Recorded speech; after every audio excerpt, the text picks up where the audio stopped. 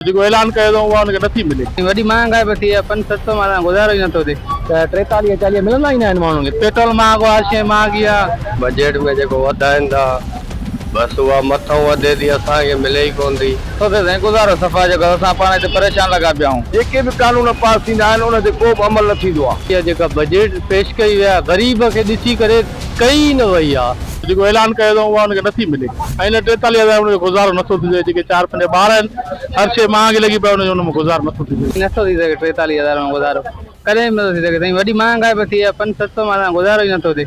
बस शुक्र आहे रोज़ी थिए थी, कम खे हलायूं था पिया। 43-40 मिलंदा ई न आहिनि माण्हुनि खे। तव्हां असांजे म्यूनिसिपल जो वठो मिसाल, गेम्स जो मिसाल आहे त 18,000-15,000 उन में बि कटौती थींदी आहे 3,000।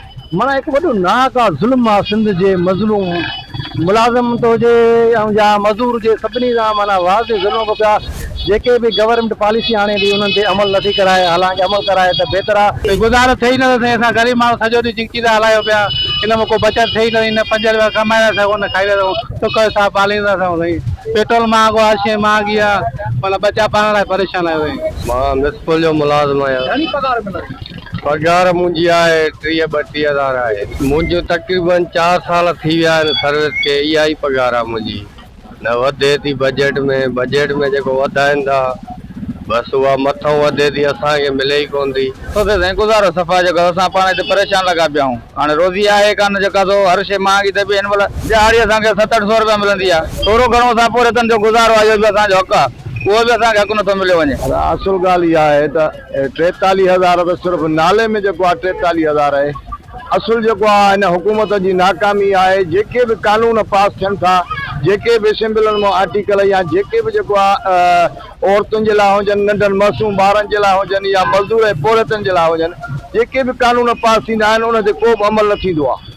अॻ में जेको पास थियो हो त उन में बि मज़दूरी जेको आहे ॾियाड़ी जेको आहे मज़दूर खे पंहिंजी मुकमिल जेको आहे न मिलंदी हुई। ऐं हींअर बि जेको आहे ॾिसो त तव्हां नंढनि मासूम ॿारनि खे जबरी जेको आहे पोरियो कराइणु, औरतुनि सां नाइंसाफ़ी ऐं उन्हनि जी तज़लील थियणु जेको आहे उन ते कहिड़ो अमल हुकूमत करायो आहे, जॾहिं त कानून असेंबलियुनि मां पास कराया अथऊं। हीअ मां सम्झां थो त हीअ सिर्फ़ु लॉलीपॉप आहे ऐं हीअ जेको आहे अवाम खे हिकु बेवकूफ़ करणु आहे। इन जे करे असां इन खे जेको आहे मां सम्झां थो त हुकूमत जी इहा जेका बजट पास थियल आहे इहा जेका आहे सही सिधी जेको आहे अवाम खे ऐं ग़रीब मिसकीननि खे अखियुनि में धूड़ विझणु बराबरि आहे। इहा जेका बजट पेश कई विया ग़रीब खे ॾिसी करे कई न वई आहे। हुननि सिर्फ़ु पंहिंजी फॉर्मेलिटी पूरी कई आहे। ग़रीब जे लाइ अगरि कोई कैलकुलेशन करे न, कॾहिं बि इहा नथी थी सघे। ॿार जी फीस जे अगरि कंहिं माण्हू खे 2 या 3 ॿार आहिनि त ऐं कंहिं सुठे इदारे में पढ़ाइणु ॿारु चाहे थो, कॾहिं बि उन ॿार न पढ़ी सघंदा। गैस जो बिल ॾे, बिजलीअ जो बिल ॾे ऐं मेडिसन जो ख़र्चु कढोसि। का ग़मी शादी आहे, को शादी थी वञे त उन जो ख़र्चु केॾां आणींदो।